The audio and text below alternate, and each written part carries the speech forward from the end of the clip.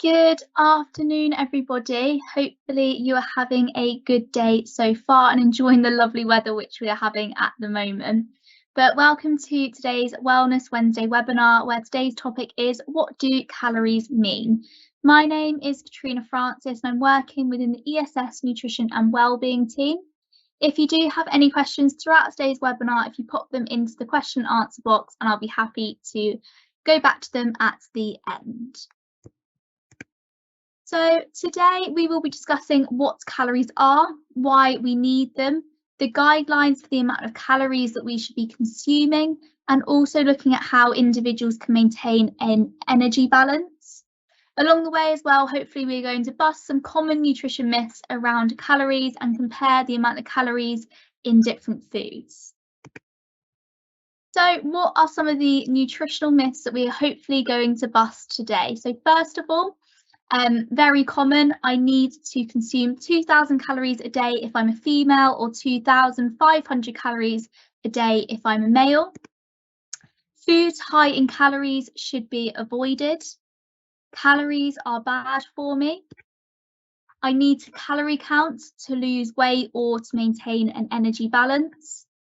And I should avoid carbohydrates. Now, like I said, hopefully throughout today's webinar, you'll gain a greater understanding and knowledge as to why these are all myths. So first of all, what is a calorie?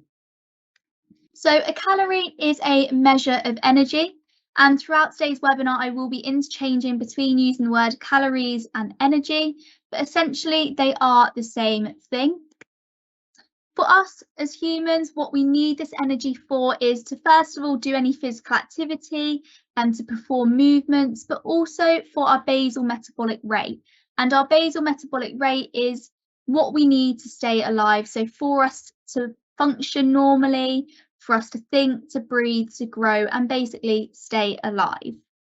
And when we talk about calories in the UK, we measure them as kcal. You may also see kJ on some labels, which is kilojoules, but this is not as widely used within the United Kingdom. That's more American, but just to be aware that there are those two measures. And where do these calories come from? So they come from the foods and the drinks that we eat. In particular, our macronutrients, so carbohydrates, proteins, and fats, but also from fibre and alcohol. And each of these nutrients provides with a different amount of calories per gram. So hopefully you can see from this graph, 1 gram of pure fat provides us with 9 calories. Alcohol, 1 gram of alcohol provides with 7 calories. Protein and carbohydrates provides us with 4 calories and fibre 2 calories. So this might leave you thinking, what is the best source of calories, or where should I be getting my calories from?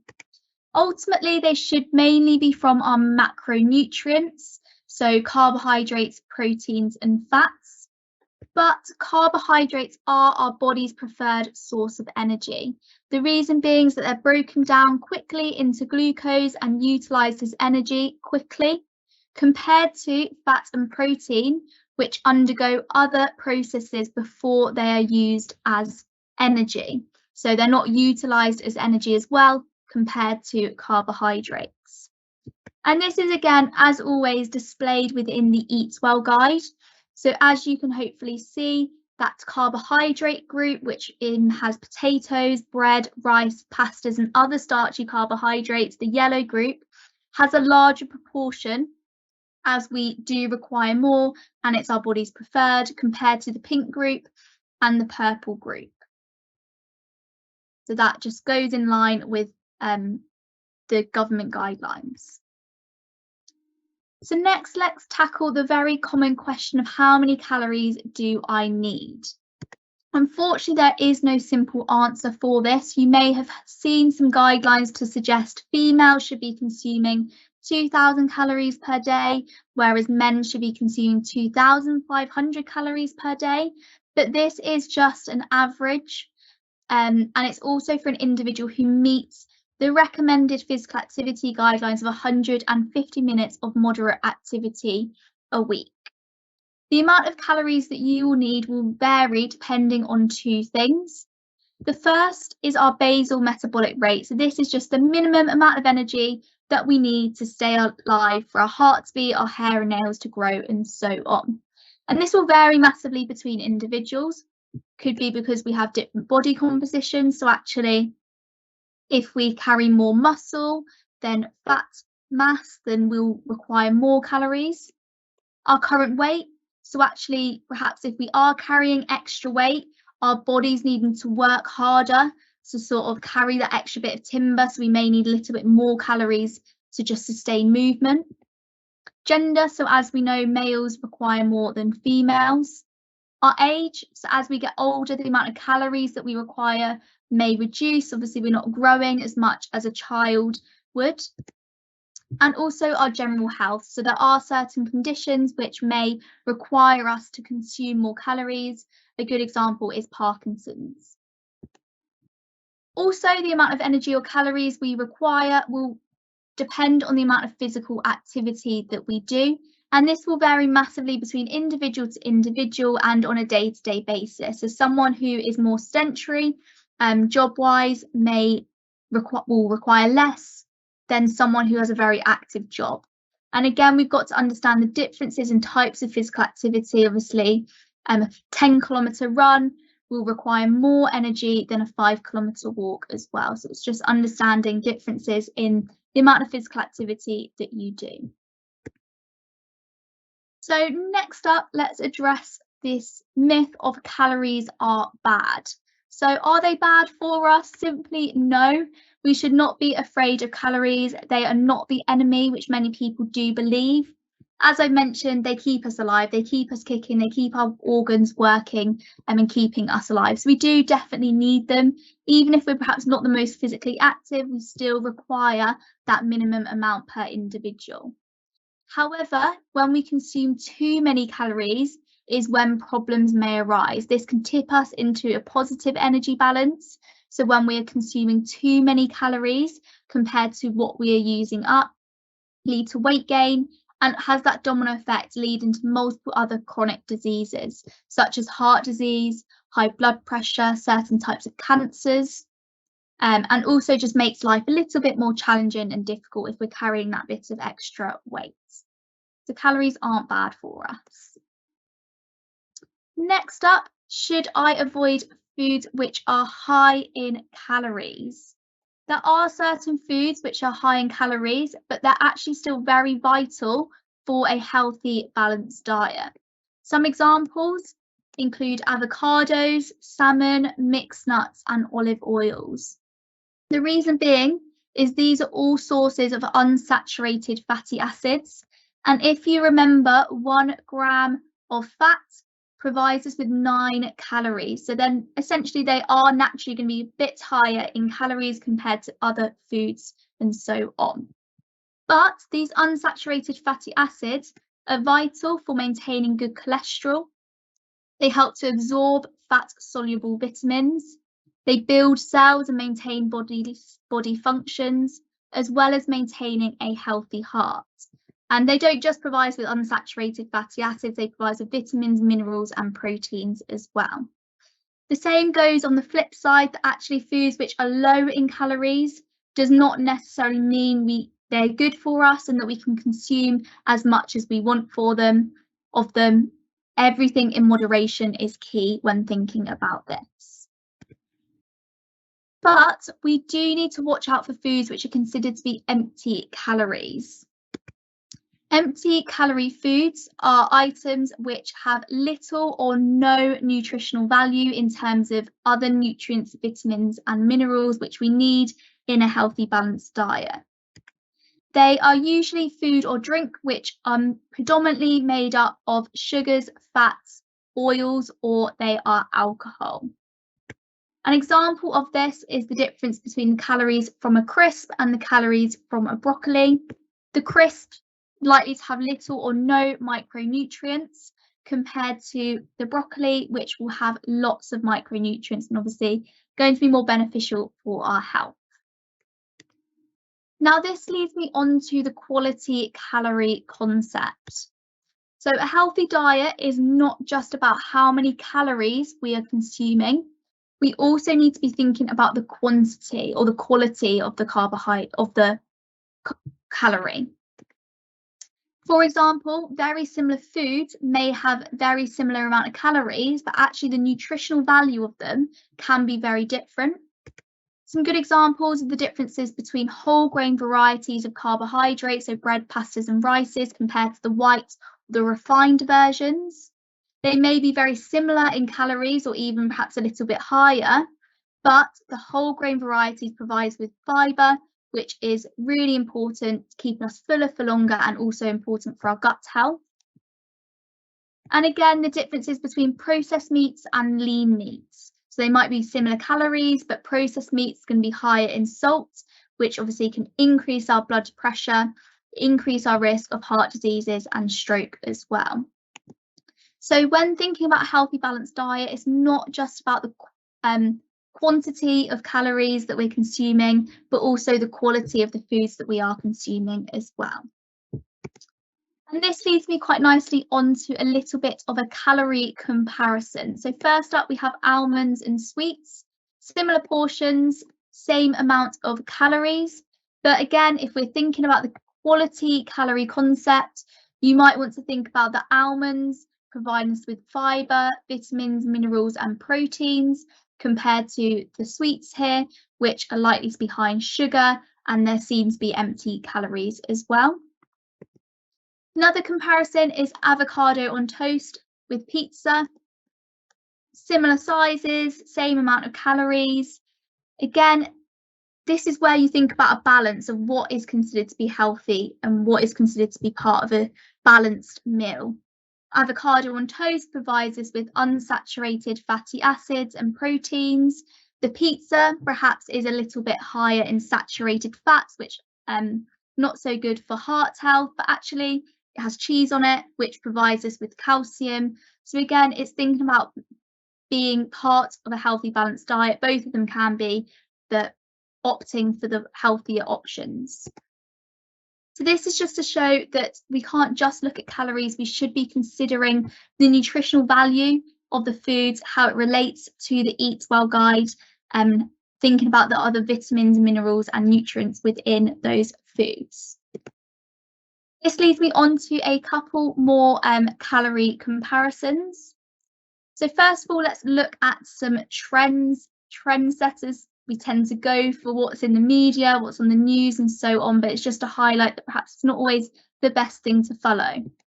So we've got sweet potato fries, French fries. You probably have a misconception that a sweet potato fry would be lower in calories as it's considered healthier.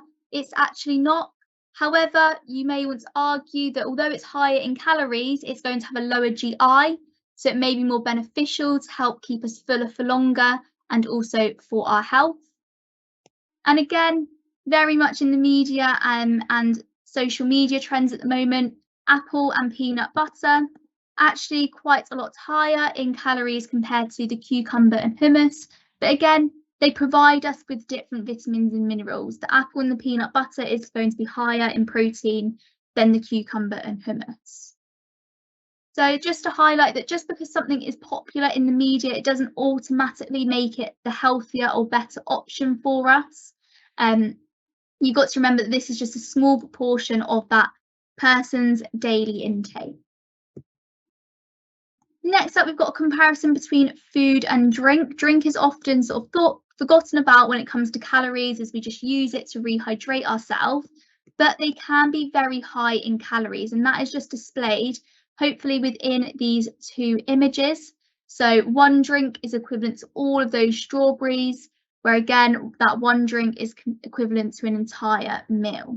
So just be aware when you are choosing what fluids to go for, that they do contribute to our daily calorie intake, and they may top us over into that positive energy balance. So where we can opt for no added sugar options or water where possible.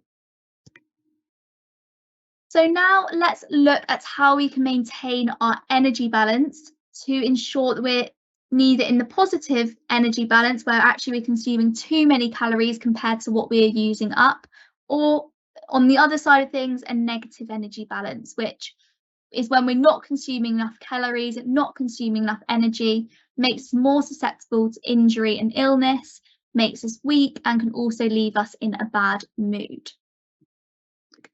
So a lot of people believe that calorie counting is actually the way forward to maintain our energy balance. And in theory, this should work, but it can be difficult to determine the correct amount of calories we need, as one size does not fit all. As I mentioned, there's lots of things which may determine the amount of calories we need, but also there's different things which determine our weight. So it might be our age, genetics, and so on. As mentioned as well, it's not just about the number. We need to be thinking about the different nutrients and the Eat Well guide to help us understand the correct proportions of each food group to get all the correct nutrients, vitamins, and minerals. We need to remember that food is not just joyless numbers. It also provides with pleasure and socializing. We don't want it to become a chore as if you've got to measure everything out. Remember that it should be enjoyable. And finally, calorie counting is not always sustainable and inevitably doesn't work for everyone. It might work for some, however, it doesn't for everybody. So it's not an all or nothing approach, be all or end all. It's not the only way. Instead, what may appeal more to people is by watching your portions to maintain an energy balance. You may want to try and use the plate as displayed here. So a very simple way to ensure that half your plate is from vegetables, a quarter of your plate is from protein, and another quarter is from carbohydrates. Obviously, just be cautious about how big your plate is and then you're not piling it on. But that is a really good guide and estimation of what foods you should be consuming and the correct portions. Or we can use our hands as a measure. And these are some of the guidelines in terms of how many or how much of each food group we should be consuming in comparison to our hands. So a fist determines a portion of protein and vegetables. Cupped hands determine a portion of carbohydrates, and your thumb determines the amount of added fat. And again, your hands are individual to you. You've all got different size hands, so therefore it's obviously more related and more reliable to how much you should be consuming as well. And all of this information is gathered from the British Nutrition Foundation Find Your Balance. Really good resource to go and have a look at. Provides you with lots of information on the recommended portion sizes of different foods, the weights, as well as measures such as using your hands or teaspoons. So it's worth going to have a look at. It's a really good resource to help you as well. And this is again just a calorie comparison to show how portions can make a difference in an energy balance. So hopefully you can see from both of these comparisons, they are both taking up about the same amount of the plate. They're filling up the whole plate, but the one with lower calories has more veggies on. In the left-hand picture, it also has less cheese. Good to mention that we're not completely cutting out a food group. We're not completely saying no to food. It's just about reducing those which perhaps are slightly higher in fats, in calories and so on, but bulking out with vegetables. And this is a really good and sustainable way as well to try and maintain your energy balance by consuming lots of veggies and so on. So in summary today, hopefully you now understand calories come from the foods and the drinks that we consume, not just from foods. Drinks can be very high in calories as well. They're not all bad for us. We do need them to stay alive. High calories does not mean unhealthy, and vice versa. Low calories does not mean healthy. When thinking about where we should be getting our calories from, we're always going to go back to look at that Eat Well guide to make sure we're getting all the correct proportions of each food group in our daily intake. You don't need calorie count. For some people it may work, for others it may not. Instead, you may want to watch your portion sizes to maintain an energy balance. Now, just a quick reminder and skim through of all of the resources that we have available. We obviously have our monthly wellness newsletter. If you don't already receive this into your inbox, please drop us an email and we'll get those sent out to you monthly. They highlight the health and wellbeing initiatives that we are focusing on and supporting each month. Alongside that, we have obviously our Wellness Wednesdays. Each Wednesday, something different happens. Today, we've obviously got our wellness webinar. Couple of weeks' time, we've got our Instagram Q&A, and we also have our Mindful Moments webinar. Alongside that, we have our social media, which you can catch up on all of these webinars, as well as any additional tips and promotions that we're doing in terms of health and well-being. And as always, we are here to support you. So please do drop us an email if you've got any questions, if you whether they be personal, whether you want us to come and do an educational talk to your unit on weight management, mindfulness, sport nutrition, book one-to-one sessions. We're here to support, and especially hopefully we have some health fairs coming up. We can bring our smoothie bike along and have a health stand there as well for you. So thank you very much for listening. Hopefully you've enjoyed today's webinar. From what I can see, we don't have any questions in the question and answer box, so I shall close off for today. But thank you very much, everybody, and enjoy the rest of your day. Goodbye.